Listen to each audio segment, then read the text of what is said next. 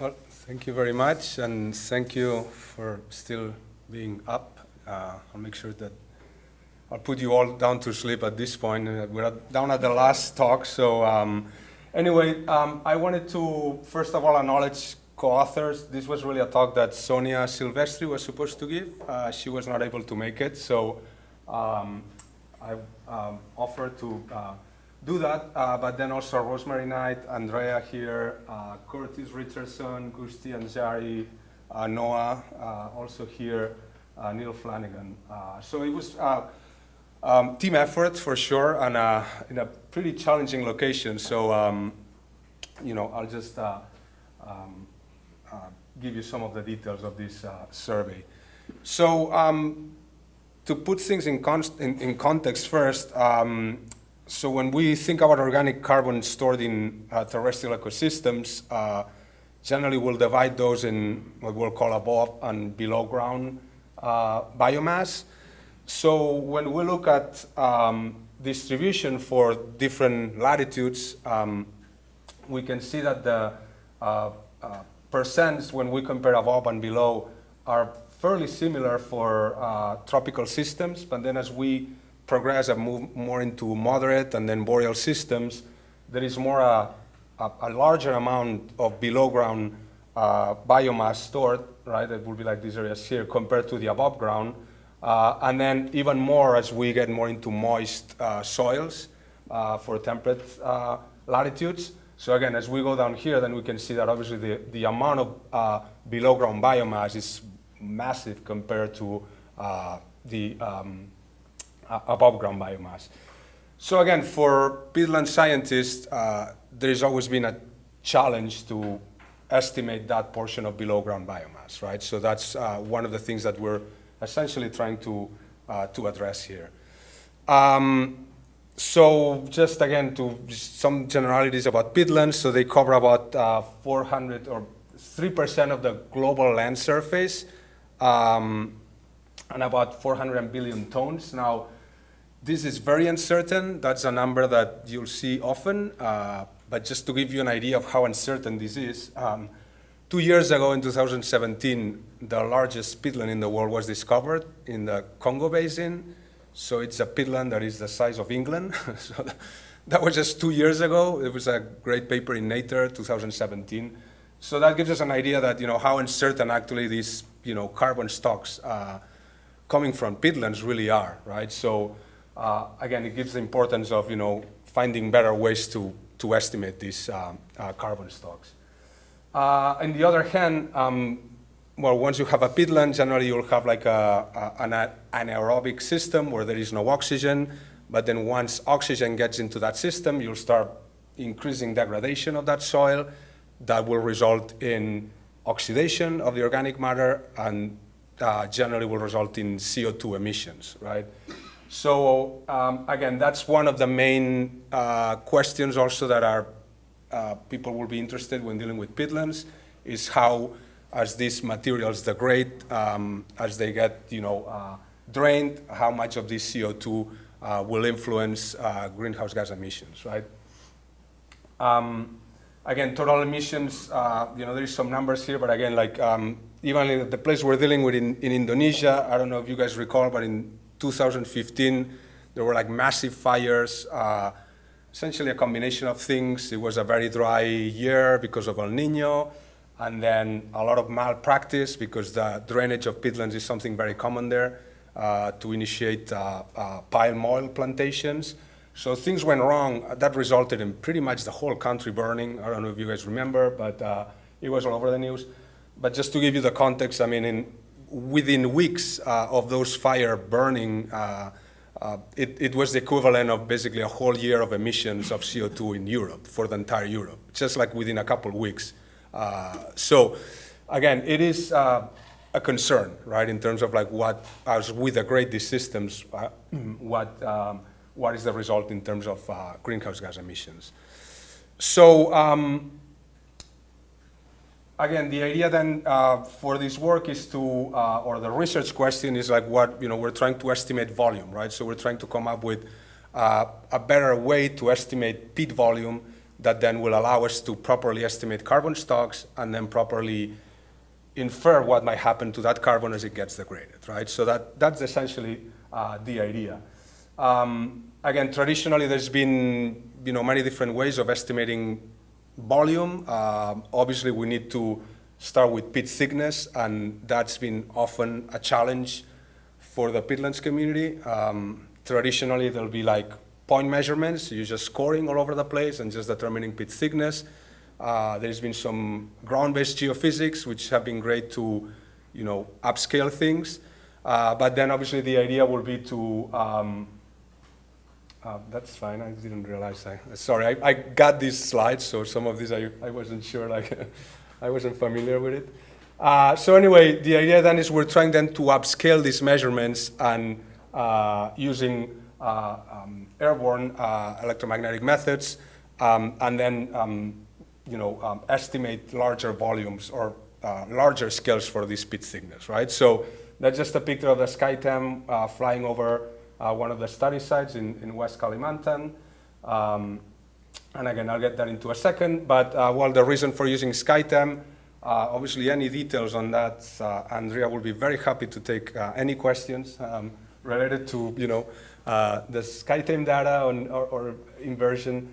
But anyway, the idea is the fact that we have like early time gates, right, that will give us information of very superficial parts of that peat soil. So then SkyTem seems to be a good way to go to try to infer these fairly thin layers, the first couple meters or so. Anyway, the idea, I guess, to give like a very quick overview, but you guys are very familiar with this anyway. But we have a transmitter coil mounted on a non-metallic frame, suspended from a helicopter, and then just like as a EM induction, we're generating a current that induces a primary electromagnetic field that will get down to the surface, the subsurface, and then if there is anything conductive, that will generate eddy currents, and that will generate a secondary magnetic field that is captured by the receiver. So then what we're really measuring is that decay rate of that secondary field that is going to be depending on the resistivity of the ground, and obviously it's going to change depending on what we have in that ground and what's the stratigraphy of those layers, right? Then once we have our our lines or surveys, we obviously get a response over time, and then we'll constrain, we'll invert that.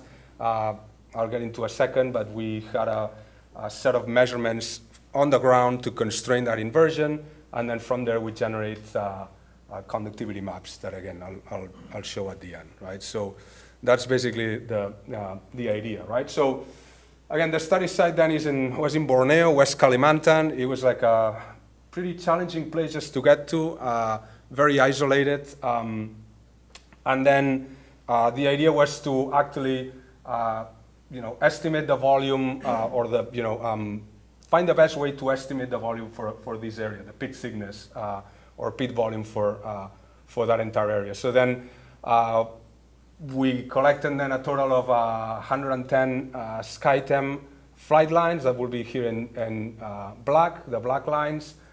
We did a set of several field electrical resistivity measurements in the field that will be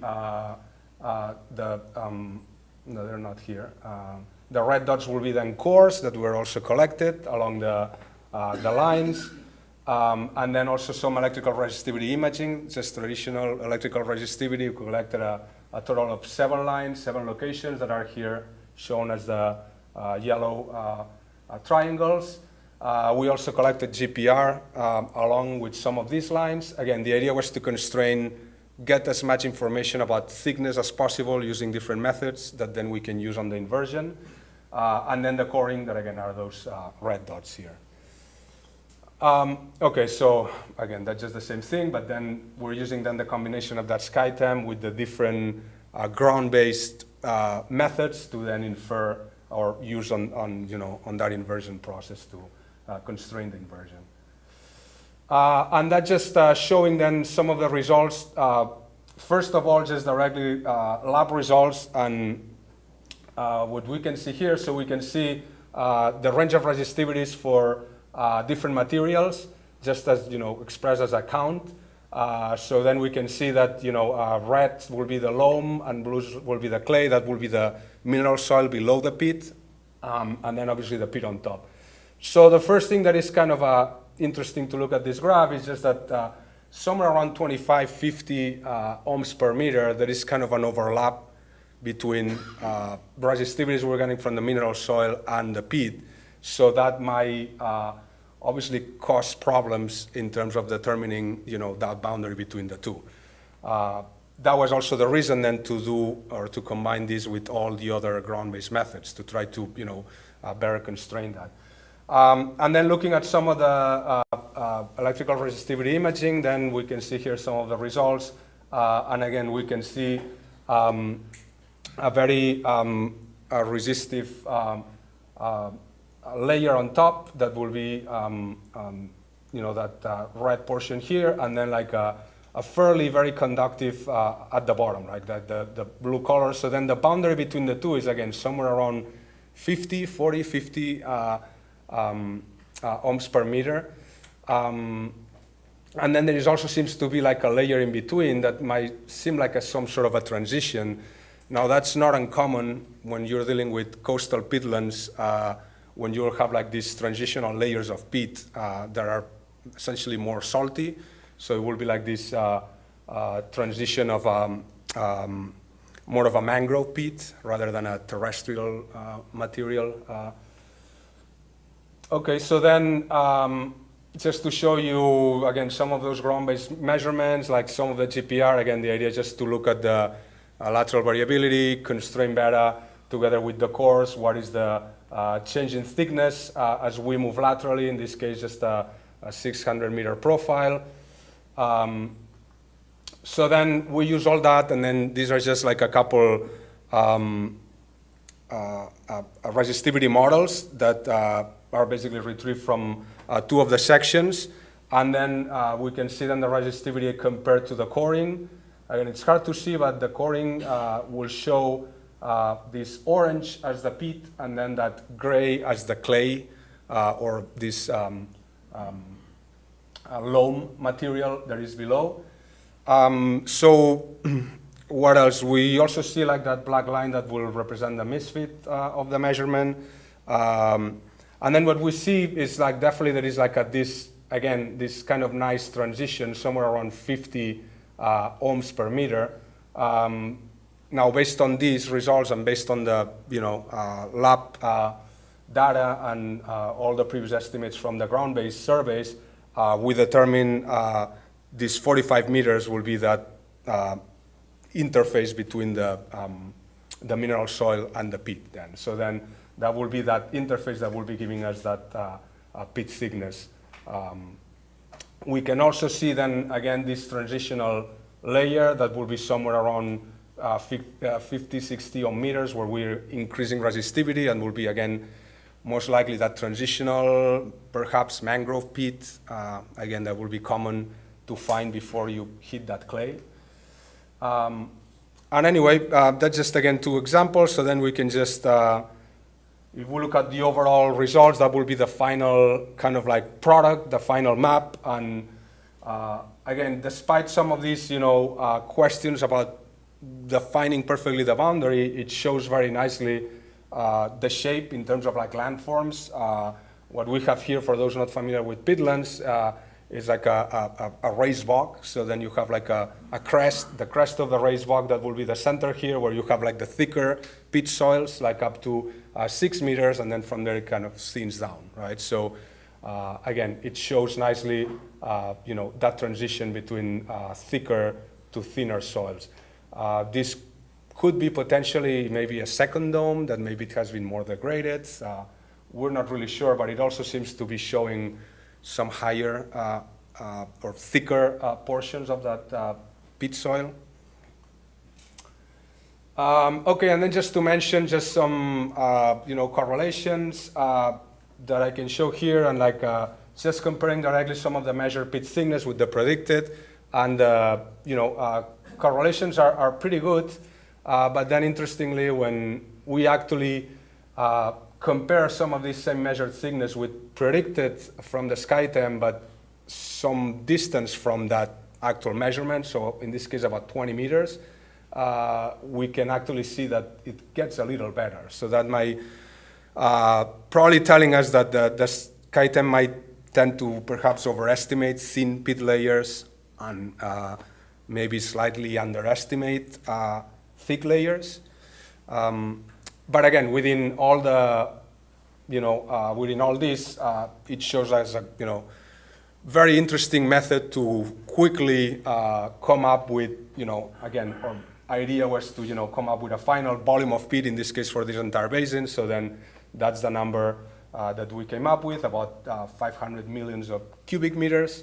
So then we can, based on the core information, then we can convert that volume into a carbon content and then, be able to determine a carbon stock, right? That's really at the end the main interest of the project. So anyway, just to conclude, we show that airborne electromagnetics are reliable, high-frequency data that can be used to map thickness in peatlands and estimate volume of peat in a way that probably will be very difficult otherwise, will be really impossible from the ground in terms of like data acquisition speed, especially.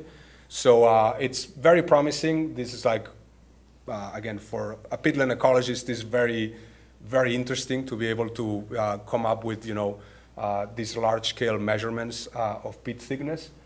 Also that when the substrate is conductive, like in the case of these Indonesian sites that we've been looking at, AEM allows us to detect peat thickness with really no need for much of a calibration.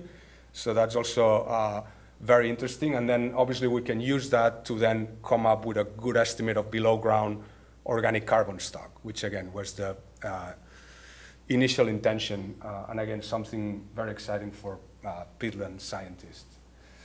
So anyway, with all this, just a few acknowledgements, particularly to the Packard Foundation, which was, who funded really the SkyTem data acquisition, and just some other funding. And thank you, and I'll be happy to take any questions if there is any time.